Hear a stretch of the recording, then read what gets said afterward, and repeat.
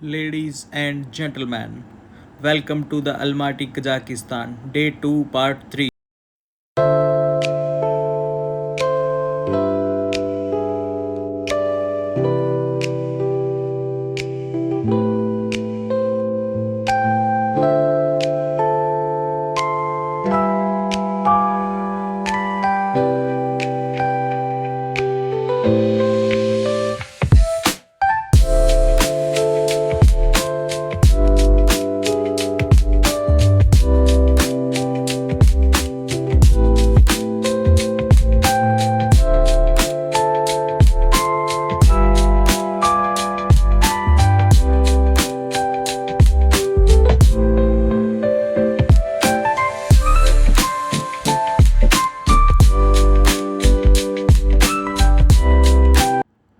Hello ji, Ram Ram.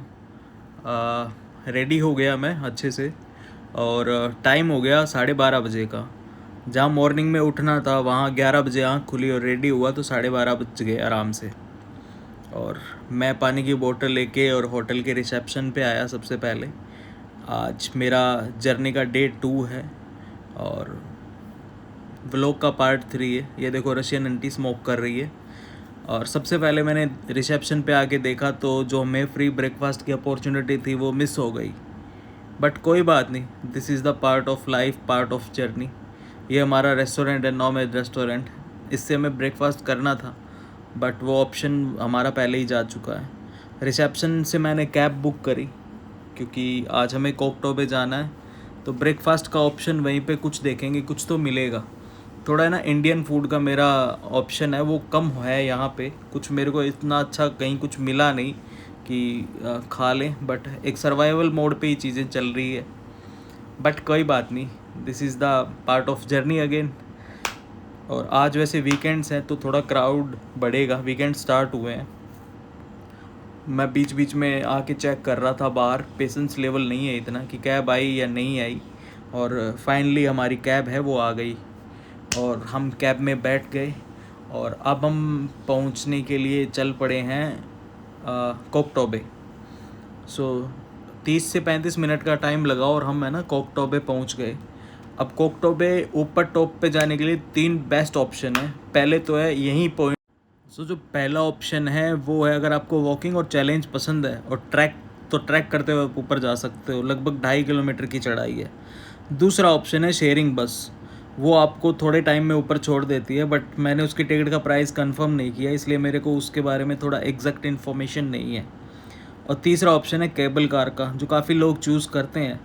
But मुझे ये लगा कि खूबसूरत पहाड़ है तो क्यों ना ट्रैक करके जाया जाए और रास्ते का पूरा मज़ा लिया जाए। देन मैंने डिसाइड किया कि आराम आराम से ट्रैक करते हुए जाएंगे। और वैसे भी कोई किसी चीज़ की जल्दी नहीं है, मेरे पास पूरा दिन है कोकटो बे को अच्छे से एक्सप्लोर करने का। और रात को करने के लिए कुछ है नहीं, रात की थोड़ी नाइट लाइफ देख लेंगे अलमाटी की कैसी है। बस फिर क्या, धीरे धीरे कदम कदम बढ़ाना शुरू किया मैंने और चढ़ना, पहाड़ की चढ़ाई स्टार्ट करी। और सच बताऊं तो शुरू के जो 5-10 मिनट है ना, वो तो मेरे को काफ़ी इजी लग रहा था। लेकिन जैसे जैसे मैं थोड़ा थोड़ा ऊपर चढ़ते गया ना, वैसे वैसे सांस है वो तेज़ होने लगी।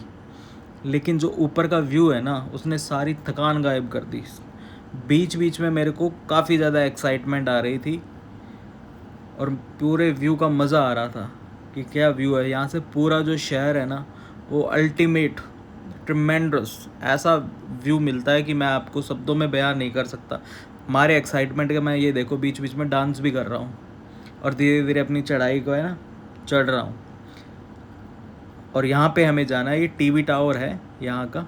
सो फाइनली अब हमसे 500 मीटर ऊपर है कोकटो बे का मेन जो पॉइंट है वो। और ये एक पॉइंट्स बना हुआ है जहाँ पे लोग बैठ रहे हैं, रिलैक्स कर रहे हैं। यहाँ पे आइसक्रीम्स की भी कार्ट है, पॉपकॉर्न्स भी सेल हो रहे हैं और कुछ आलू की चिप्स विप्स टाइप बना रहे हैं। मैंने भी थोड़ा कुछ खाया, व्यू की फ़ोटो में ली। और लोग अपने कैमरों में बस यहाँ के व्यू है वो कैप्चर कर रहे हैं। और कैमरों से ज़्यादा अगर रियल लाइफ का जो एक्सपीरियंस है ना, वो अल्टीमेट है भाई साहब। उसकी कोई बराबरी नहीं कर सकती कि कैमरों में ही उसको कैद किया जाए। और बीच बीच में मैं इतना एक्साइटमेंट में आ रहा था, इतना एक्साइटेड हो रहा था कि मैं शाहरुख के पोज दे रहा था। बट वो हमारे बस की बात नहीं है शाहरुख के पोज देना। तो फाइनली आप शहर का व्यू एंजॉय करो। एक मज़ेदार व्यू, और मौसम इतना अल्टीमेट हो रहा है कि बस जैसे जैसे हम ऊपर जा रहे हैं वैसे वैसे जो टेम्परेचर है वो डाउन हो रहा है और एक ठंडी ठंडी हवा चल रही है। सो फाइनली हम करीबन मेरे को 1.5 घंटा लगा और हम कोकटोबे पहुंच गए। ऊपर पहुंचा, 2-4-5 मिनट बैठ के रेस्ट किया, और सबसे पहले मैंने ना यहाँ पहुँच के एक चीज़ सबसे ज़्यादा नोटिस करी, वो थी यहाँ की एक पॉजिटिव वाइब। हर तरफ ब्यूटीफुल रेस्टोरेंट, लोग कॉफ़ी पी रहे हैं, आइसक्रीम खा रहे हैं, फैमिली के साथ टाइम स्पेंड कर रहे हैं और अमेजिंग वेदर का मज़ा ले रहे हैं। थोड़ी धूप है बट ठंडी हवा चल रही है तो मौसम बिल्कुल परफेक्ट लग रहा है।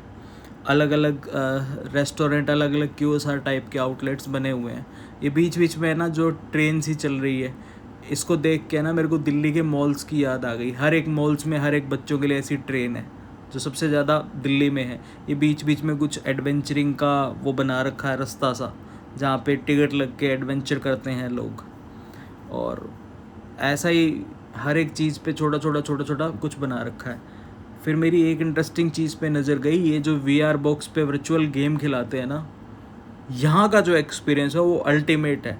अल्टीमेट इसलिए है क्योंकि यहाँ पे ना पूरा आपको वाइब के साथ मज़ा आता है जब आप VR आंखों पे लगा के, और पूरा ऐसे लगते हो आप रियल में खेल रहे हो। और इंडिया में इसकी कॉपी चलती है।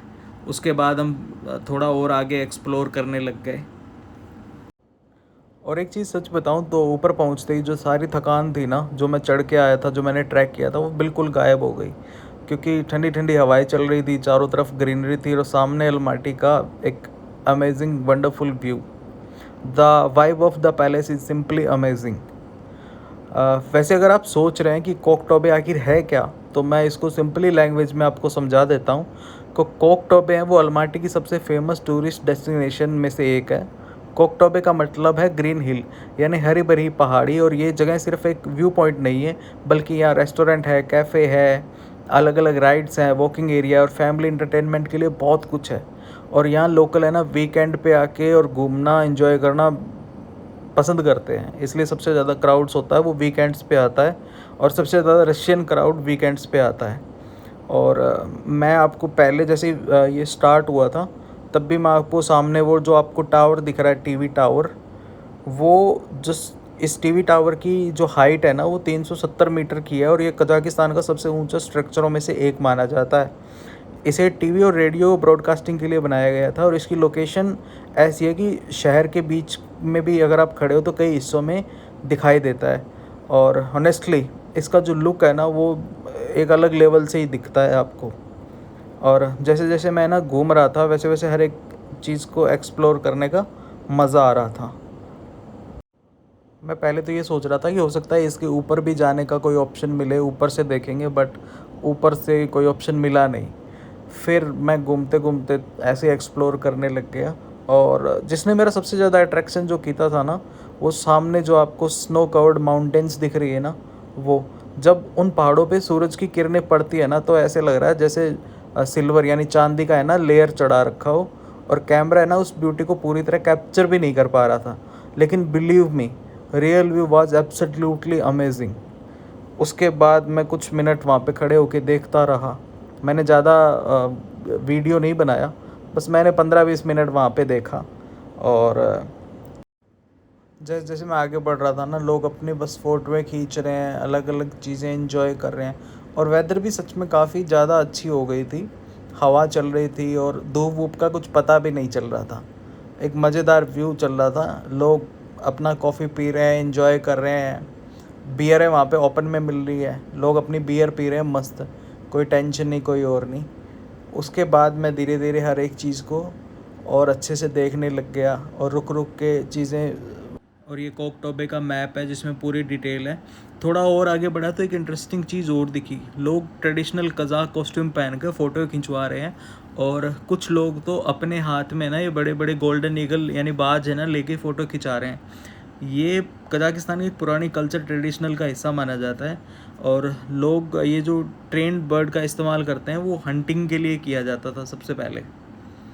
उसके बाद यहाँ पे ना मैंने देखा कि ट्रेडिशनल जो आउटफिट भी रखी हुई थी, जिसको एनिमल फर बोलते हैं, और ये ना जानवरों की खाल का इस्तेमाल इसी के अंदर किया गया है, क्योंकि कजाकिस्तान या सेंट्रल एशिया में जहाँ बहुत ठंडे इलाके हैं ना, वहाँ फ़र के क्लॉथ्स बनाए जाते हैं जो सर्दी में बचने के लिए ज़्यादा बेटर होते हैं। और लोग अपनी कल्चरल फ़ोटोग्राफी एक्सपीरियंस कर रहे हैं, ये भी लोगों का अपना एक अलग स्वैग है, लोग अपना मज़ा ले रहे हैं, कल्चरल फ़ोटोग्राफी कर रहे हैं। थोड़ी दूर आगे जैसे ही मैं चला तो मेरी जो नज़र पड़ी, बीटल्स का एक मोन्यूमेंट बना हुआ था। और अगर आप बीटल्स के फ़ैन हैं तो आपको बीटल्स के बारे में सारी इन्फॉर्मेशन पहले से है, और उन जो फ़ैन हैं वो अपनी फ़ोटोएं लेते हैं तो उनके लिए एक स्पेशल मोमेंट हो जाता है, क्योंकि बीटल्स के जो मोन्यूमेंट है ना वो परमानेंट मोन्यूमेंट बहुत कम बने हुए हैं, और कोकटोबे पे बना हुआ, तो इसको भी टूरिस्ट हैं वो काफ़ी अट्रैक्शन में लेते हैं। उसके बाद मैं थोड़ा और आगे आया तो सामने से मेरे को दिखा एक बहुत बड़ा फेरी व्हील्स दिखाई दिया। दिन के उजाले में काफ़ी शानदार भी लग रहा है, और आगे चल के देखते हैं क्या है क्या नहीं है। और जो मैं आपको बस बता रहा था ना, वो ये सेंटर पॉइंट है यहाँ का, यहाँ पे बस लाके आपको छोड़ती है जो आप नीचे से शेयरिंग में आते हैं। और ये जो फेरी व्हील है ना, अगर इसके अंदर बैठ के देखा जाए तो अलमाटी सिटी देखने का एक्सपीरियंस है ना एक अलग लेवल का होगा। इसके अलावा भी यहाँ पे काफ़ी राइड है, अलग अलग राइड है, और काफ़ी शानदार बनाया हुआ है। बस मैं तो इसको देख रहा हूँ, व्यू को शूट कर रहा हूँ और अपने फ़ोन में कैप्चर करते जा रहा हूँ। बस ये टीवी टावर है ना, ये आपको हर एक कहीं पे भी चले जाओ आपको सबसे ज़्यादा टीवी टावर दिखेगा, क्योंकि सबसे बड़ा जो सबसे मेन अट्रैक्शन है ना वो टीवी टावर है यहाँ का। उसके बाद में इवनिंग का टाइम हो गया, मौसम बदलने लग गया, और जो यहाँ पे सनसेट पॉइंट बना हुआ है मैं वहाँ पे पहुँच गया। धीरे धीरे शाम होने लग गई, आसमान में रंग बदलने लग गया। अब वो मोमेंट था जिसका मुझे सुबह से इंतज़ार था कि ये मेरे को वहीं पे, जब से मैं उठा हूँ ना 11 बजे से, तब से था कि सनसेट है ना मैं वहीं पे देखूँ। और the beautiful sunset of Koktobe is really amazing. आप जब उसको अपनी लाइफ में एक्सपीरियंस करोगे ना, तब आपको पूरी वाइब आएगी कि एक सनसेट को देखते हो आप, प्रॉपर सनसेट होता है ना, वो मेरे को एकदम क्लियर जो विजुअलिटी आ रही थी वो यहाँ से इतनी अच्छी आ रही थी, मैं आपको शब्दों में नहीं बयान कर सकता। मैंने कम्प्लीटली सनसेट हुआ, मैंने अच्छे से इसको देखा। और इसके बाद मैं थोड़ा आगे बढ़ा, फिर मैंने देखा जहाँ पे लिख रखा था आई लव कोकटोबे। ये आजकल साइनिंग्स जो बोर्ड्स बने हुए थे ना, ये हर एक जगह पे लगे हुए हैं, और हमारे इंडिया में भी काफ़ी एक हर जो टूरिस्ट पैलेस है उस पर भी लगा हुआ है। ये सामने से सनसेट का व्यू दिख रहा था, काफ़ी मज़ेदार था। और धीरे धीरे शाम हो गई, फिर यहाँ की लाइटिंग स्टार्ट हुई, धीरे धीरे यहाँ पे लाइटिंग करनी स्टार्ट हुई। तो ये लाइटिंग से शहर के सामने का नज़ारा कुछ ऐसे दिख रहा है। सामने पार्किंग है, जो बसें या अपनी लोग गाड़ियाँ लेके आ रहे हैं वो यहीं पे पार्क करते हैं, और उसके बाद यहाँ का एंजॉय करते हैं। फिर मैं बीटल्स पे आ गया। अब जो मॉन्यूमेंट है इसकी लाइट के हिसाब से ये काफ़ी अल्टीमेट लग रहा है, और इस पर सारी डिटेल्स भी है कि क्या है, कौन कौन से यहाँ पे मतलब किस हिसाब से बनाया गया है। बट ये थोड़ा डिफरेंट लैंग्वेज में है, और मेरे पास इतना टाइम नहीं है। बट मेरे को अभी है ना राइड करनी है, और मैं थोड़ा सा नीचे जा रहा हूँ, और ये मेरी राइड ऑसम राइड करी मैंने ये राइड करी, करीबन मेरे 6500 टैंगे इसमें लगे, और ये मैंने राइड करी। उसके बाद वापस मैं फेरी व्हील की साइड आ गया, और फेरी व्हील पे भी अब लाइटिंग वगैरह हो चुकी थी, पूरे में लाइटिंग लग चुकी थी। तो अब फिर मैंने इसको देखा और इसको एंजॉय किया। अब हमारा टाइम था यहाँ से वापस नीचे जाने का, और अभी जो मैं जाऊँगा फिर मैं केबल कार से जाऊँगा। तो फाइनली मैंने टिकट केबल कार की ली, केबल कार में बैठा और मैं नीचे आ गया, सीधा अरबाज स्ट्रीट के पास आ गया। और पूरे दिन घूमने के बाद अच्छी खासी भूख लग गई थी। सामने बर्गर किंग का आउटलेट दिखा, मैं वहाँ पे गया। वेज में सिंगल ऑप्शन है वेज चीज़ बर्गर, मैंने वो लिया, उसके साथ फैंटा ली, सिंपली मील। लेकिन उस टाइम के लिए यही सबसे बेस्ट लग रहा था। बस दोस्तों, आज का दिन यही ख़त्म होता है। अगर आपको मेरी कोकटोबे की जर्नी पसंद आई हो तो वीडियो को लाइक करना, शेयर करना, चैनल को सब्सक्राइब करना, और थैंक्स फॉर द वॉचिंग।